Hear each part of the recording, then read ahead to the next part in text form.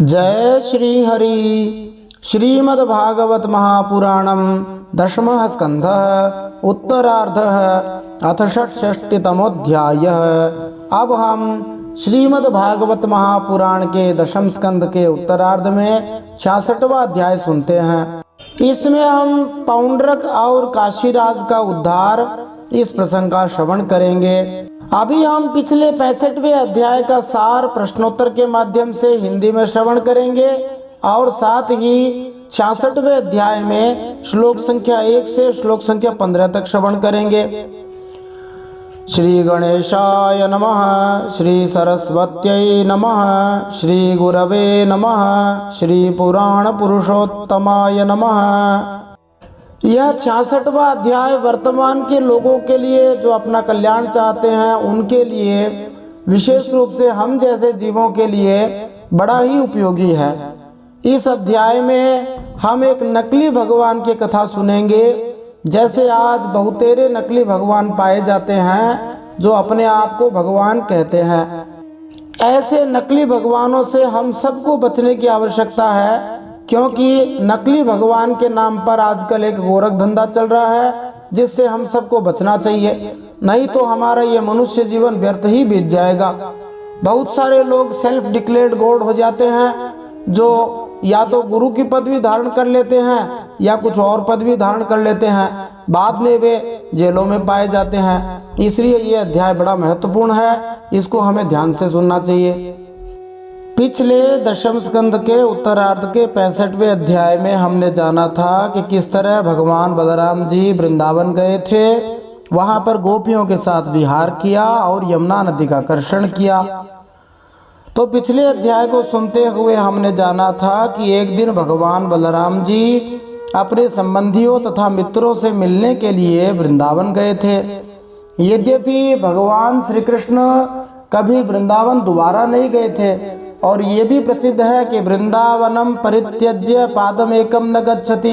भगवान वैसे तो वृंदावन को छोड़कर कभी नहीं जाते, सदा वृंदावन भूमि में विराजमान रहते हैं, परंतु जब वे अवतार लेकर आए थे तब वे वृंदावन वापस नहीं गए थे। भागवत जी के अनुसार विष्णु पुराण और पद्म पुराण में एक एक अध्याय में वर्णन आया है कि भगवान वापस व्रज गए थे, और इसी प्रकार ब्रह्मवैवर्त पुराण और गर्ग संहिता में भी वृंदावन वापस आने का वर्णन आया है।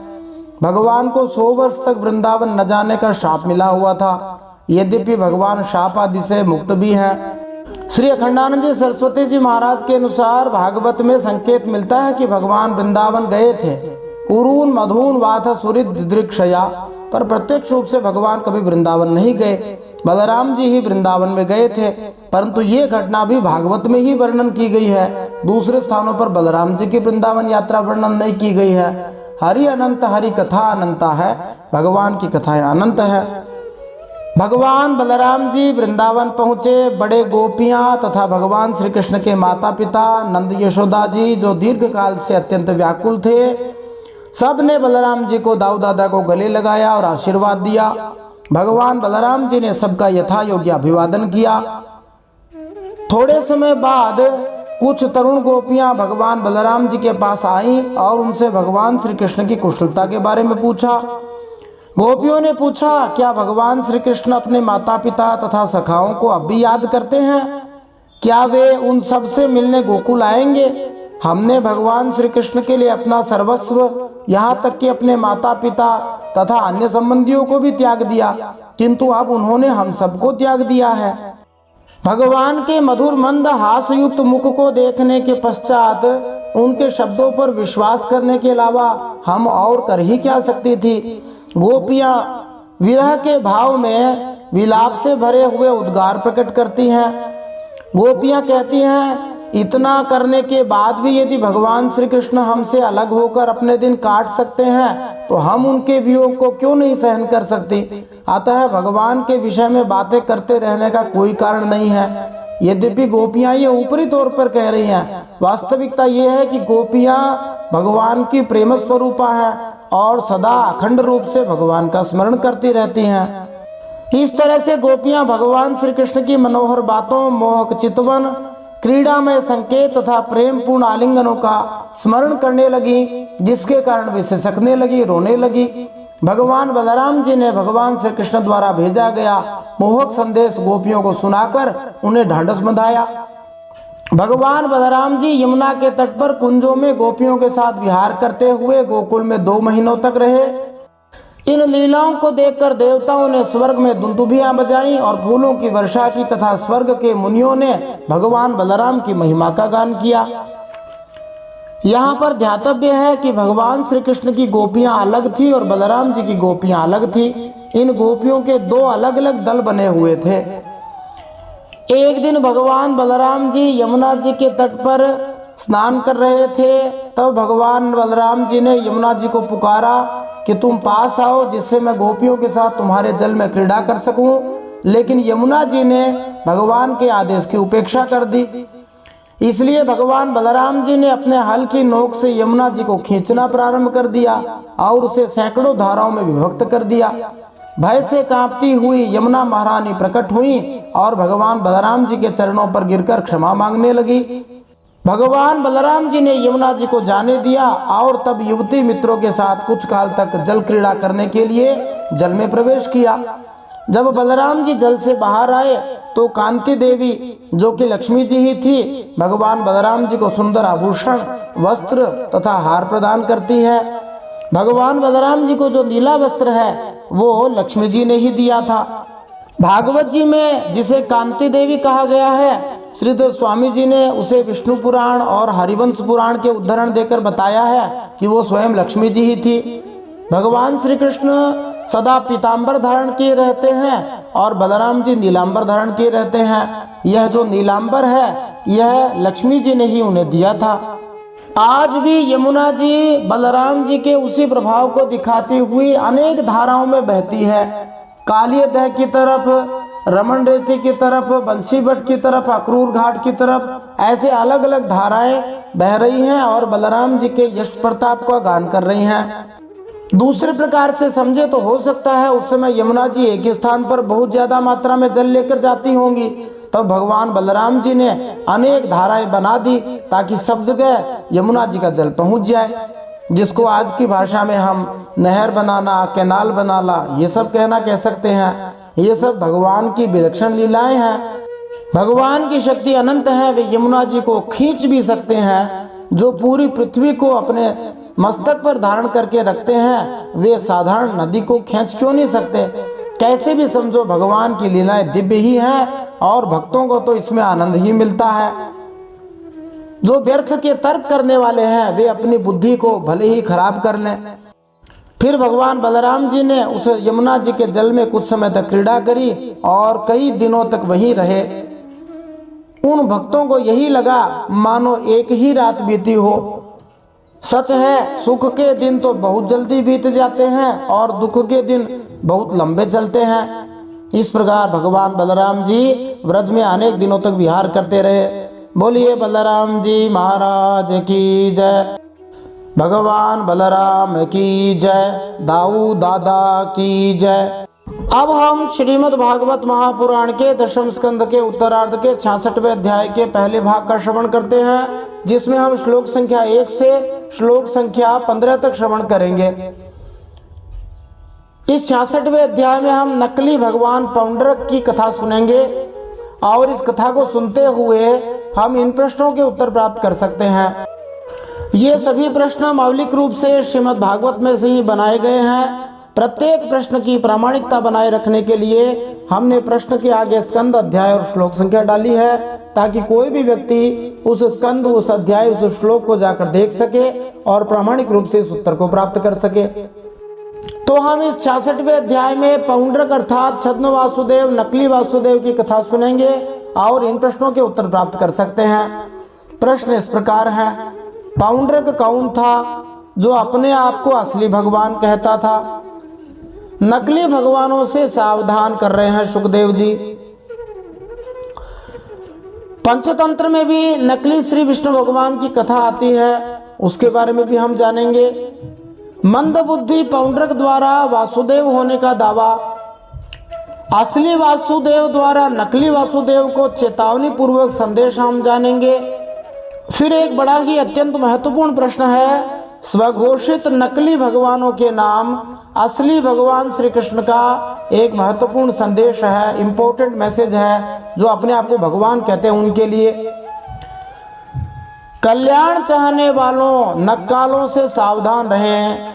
जैसे कोई सामान बेचने वाला होता है, वो कहता है हमारा सामान असली है, ऐसे भगवान श्री कृष्ण हमको सावधान कर रहे हैं कि देखो जो नकली भगवान है उनसे सावधान रहना है। क्या क्या सावधानियां बरतनी है वो बताएंगे।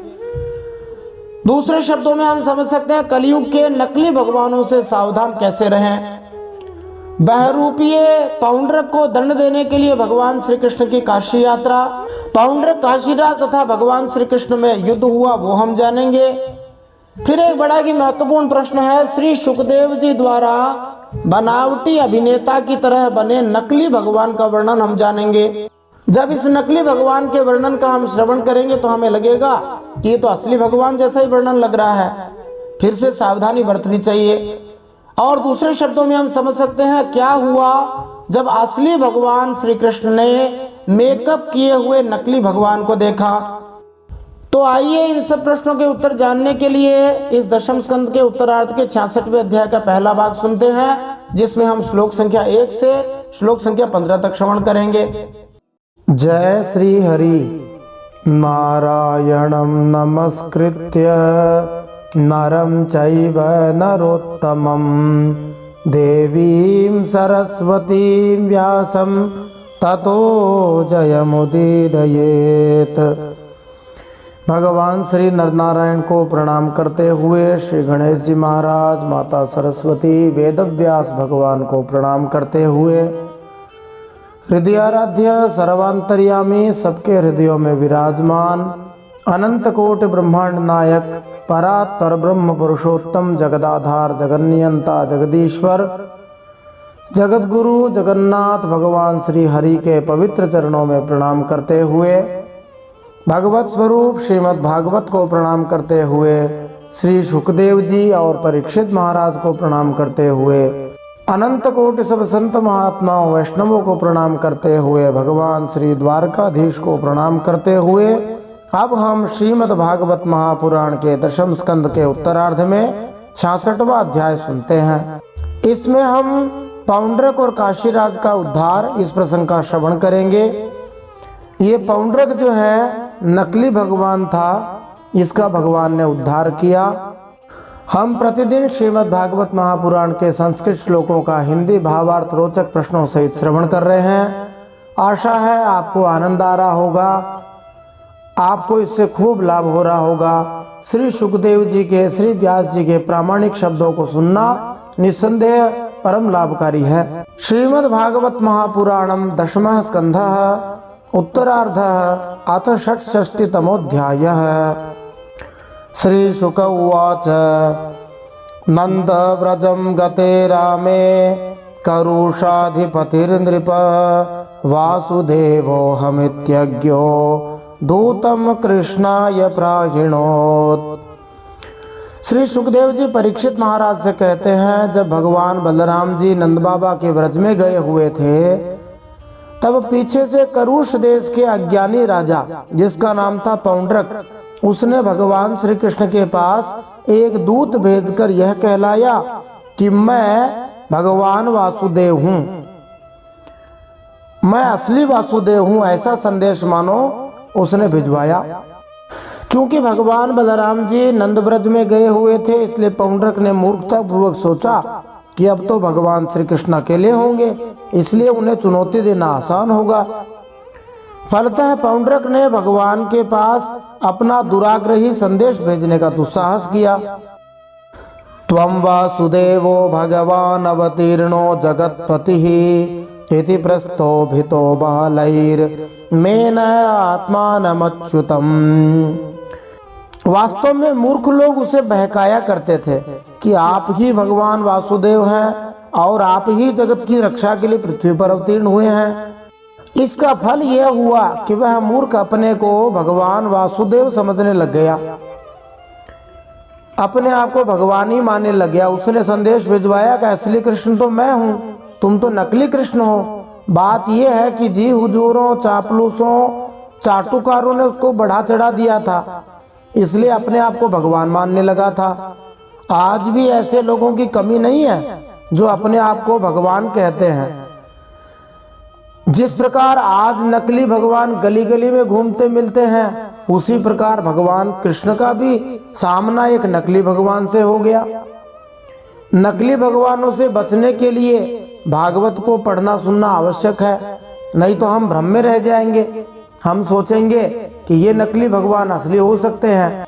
जैसे कहा जाता है कि कलयुग के जो बाबा हैं या कई जो ऐसे गुरु हैं जो लोभी हैं, सारे बाबा गुरु खराब नहीं, लेकिन कुछ ऐसे लोभी हैं जिनके लिए कहा जाता है, वे कहते हैं गलियन गलियन गुरु फिरे, हमसे दीक्षा लेहू, स्वर्ग जाहु चाहे नरक में, धोती गमछा देहू।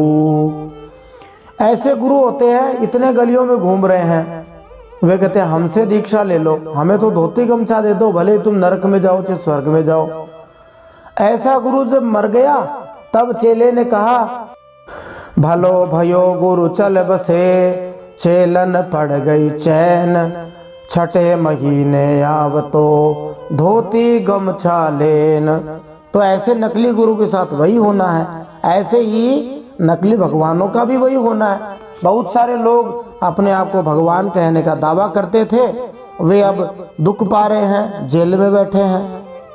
फिर सुखदेव जी आगे कहते हैं, दूतम च प्राहिणोन्मन्दः कृष्णाया व्यक्त वर्तमने, द्वारकायाम यथा बालो नृपो बाल कृतो बुधः। जैसे बच्चे आपस में खेलते समय किसी बालक को ही राजा मान लेते हैं, खेल खेल में कोई राजा बन जाए, कोई मंत्री बन जाए, कोई रानी बन जाए, और वह राजा की तरह उनके साथ व्यवहार भी करने लगता है। वो कहता मैं राजा हूँ तुम प्रजा हो, वैसे ही मंदबुद्धि वाला अज्ञानी पौंड्रक जो है, वो अचिंत्य गति भगवान श्री कृष्ण की लीला और रहस्य को न जानकर द्वारका में उनके पास दूत भेज देता है। श्री विश्वनाथ चक्रवर्ती ठाकुर के अनुसार पौंड्रक के भगवान श्री कृष्ण के पास दूत भेजने का श्री सुखदेव जी द्वारा दोबारा उल्लेख किए जाने का कारण यह है कि महामुनि स्वयं पौंड्रक की निपट मूर्खता पर चकित हैं। इसलिए सुखदेव जी ने 2 बार कह दिया कि पौंड्रक ने दूत भेजा भगवान के पास। फिर क्या हुआ, दूतस्तु द्वारकामेत्य सभायाम स्थितं प्रभुं, कृष्णं कमलपत्राक्षं राज संदेशम अब्रवीत। पौंड्रक का दूत द्वारका आया और राजसभा में बैठे हुए कमल नयन भगवान श्री कृष्ण को उसने अपने राजा का यह संदेश कह सुनाया। क्या संदेश आया था, वासुदेवोऽवतीर्णो मेकैव न चापरः, भूतानामनुकंपार्थं त्वं तु मिथ्याभिधाम त्यज। उस नकली तथाकथित मूर्ख पौंड्रक नामक भगवान ने यह संदेशा कहा है। क्या कहा है, उसने कहा एकमात्र मैं ही वासुदेव हूँ, दूसरा कोई नहीं है। प्राणियों पर कृपा करने के लिए मैंने ही अवतार लिया है, तुमने झूठ मूठ अपना नाम वासुदेव रख लिया है, अब उसे छोड़ दो। अब इस अध्याय में बड़े कंफ्यूजिंग सी बात है, ये नकली भगवान का संदेश असली भगवान को दिया जा रहा है। असली भगवान को कह रहे हैं कि आप नकली हैं, नकली वाला कह रहा है मैं असली हूँ। बड़ी विचित्र लीला है भगवान की। भगवान के प्रेमी भक्त भगवान की निंदा नहीं सुन सकते, इसलिए देवी सरस्वती की प्रेरणा से श्री विश्वनाथ चक्रवर्ती ठाकुर इन 2 श्लोकों का वास्तविक आशय प्रस्तुत करते हैं। वास्तविक आशय से अर्थ है सकारात्मक अर्थों में भगवान श्री कृष्ण की प्रशंसा। इसका आशय है उसने नकली भगवान ने कहा कि मैं वासुदेव अवतार नहीं हूँ, अपितु तुम ही वासुदेव हो, अन्य कोई नहीं है। चूंकि तुम जीवों पर दया दिखलाने के लिए अवतरित हुए हो, अतः मेरी यह झूठी उपाधि छुड़वाइए, जो उस सीप की तरह है जो अपने आप को चांदी मान बैठी है। श्री भगवान निश्चित रूप से इस अनुरोध को पूरा करेंगे। अब वो नकली भगवान का संदेश आगे कहता है, याने त्वमस्मच्चिन्हानि मौढ्याद् बिभर्ष सात्वत, त्यक्त्वैहि मां त्वं शरणं नो चेत् देहि ममाहवम्। नकली भगवान पौंड्रक का संदेश वह कहता है, हे यदुवंशी, तुमने मूर्खता के कारण मेरे चिन्ह धारण कर रखे हैं, उन्हें छोड़कर मेरी शरण में आओ और यदि मेरी बात तुम्हें स्वीकार न हो तो मुझसे युद्ध करो। श्री विश्वनाथ चक्रवर्ती ठाकुर पुनः सरस्वती देवी की प्रेरणा से पौंड्रक के शब्दों की सकारात्मक व्याख्या करते हैं, जिसके अनुसार अर्थ होगा, नकली भगवान बना हुआ पौंड्रक संदेश भिजवाता है कि मैंने मूढ़ता के कारण पाखंडी शंख चक्र कमल गदा धारण कर रखे हैं। आप मुझे उनका उपयोग करने की अनुमति देकर इनको बनाए रखे हुए हो। आपने अभी तक मुझे वश में करके इन पाखंडी प्रतीकों को हटाया नहीं है। अतः कृपा करके आइए और मुझे इन्हें त्यागने के लिए बाध्य करके मुझे मुक्त कीजिए। मेरे साथ युद्ध करके मुझे मारकर मुझे मोक्ष प्रदान कीजिए।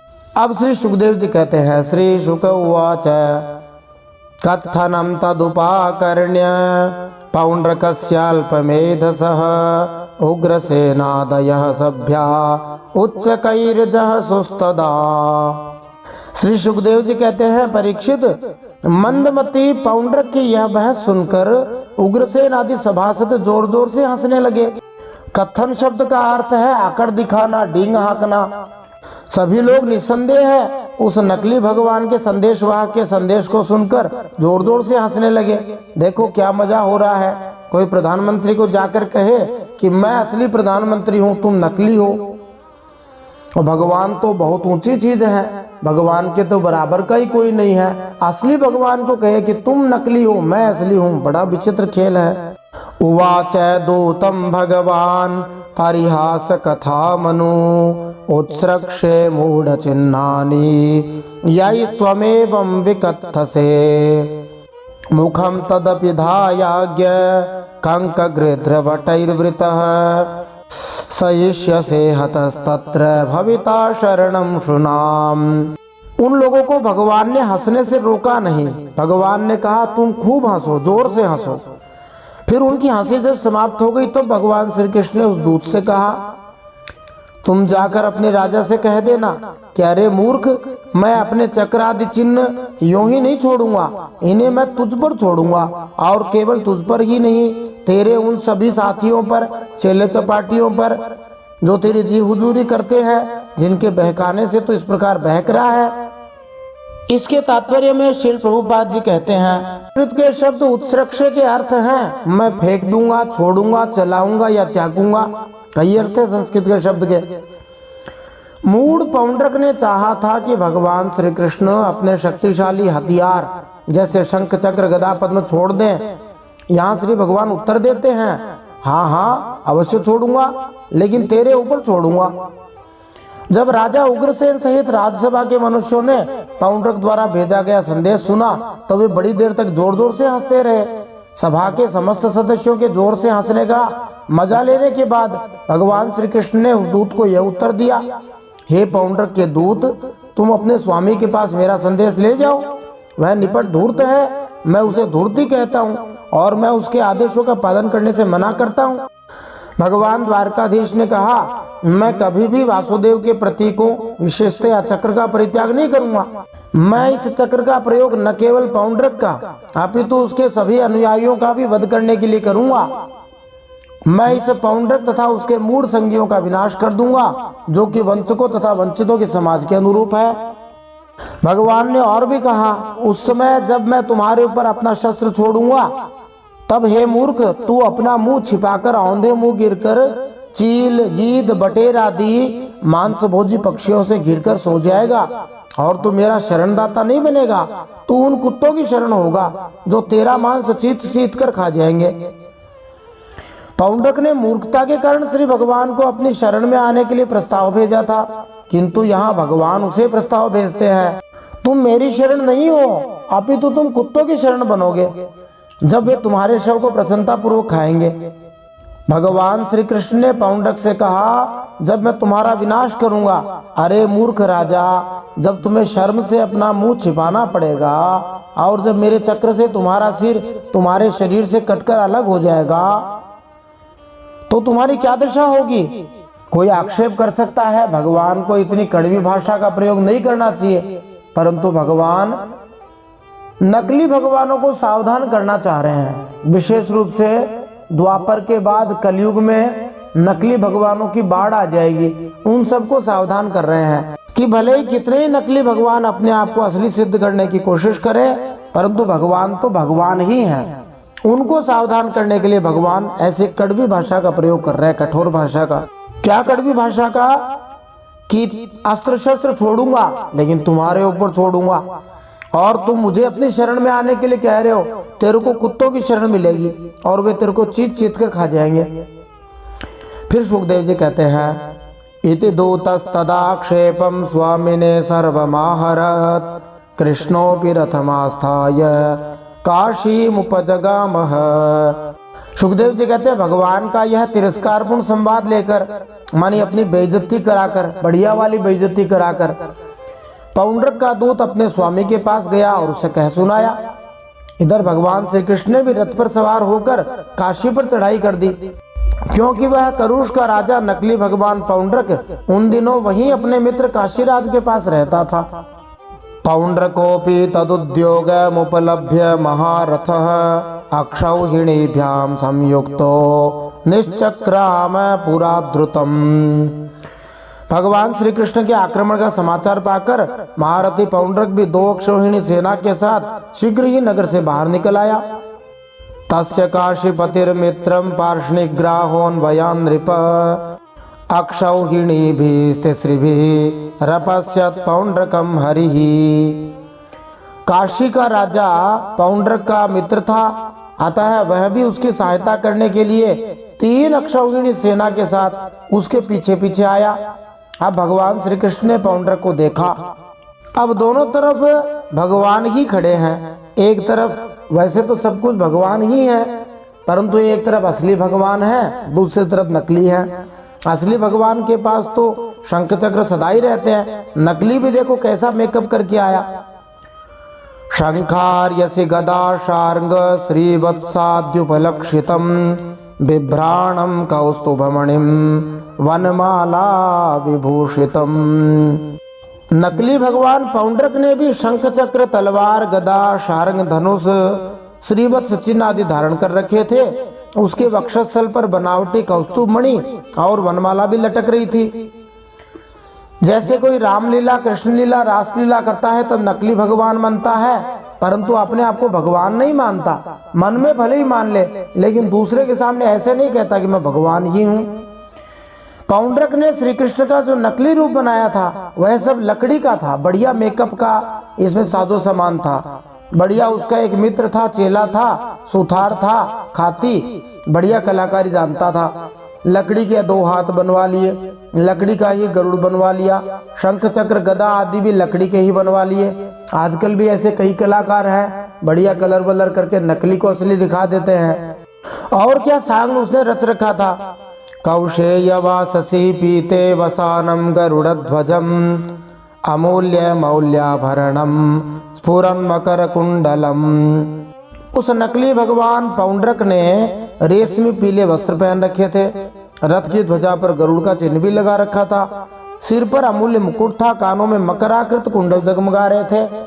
शास्त्रों से, संत महात्माओं से सुन रखा होगा भगवान का स्वरूप, और उसी प्रकार का इसने नकली रूप बनवा लिया। उस समय तो भगवान धराधाम पर थे ही, कुछ लोग भगवान के स्वरूप का वर्णन करते रहे होंगे और पौंड्रक ने वैसा ही खेल रच दिया। दृष्ट्वा तमात्मनस्तुल्य वेशम कृत्रिममास्थितम यथा नटम रंगगतम विजहास भृशम हरि।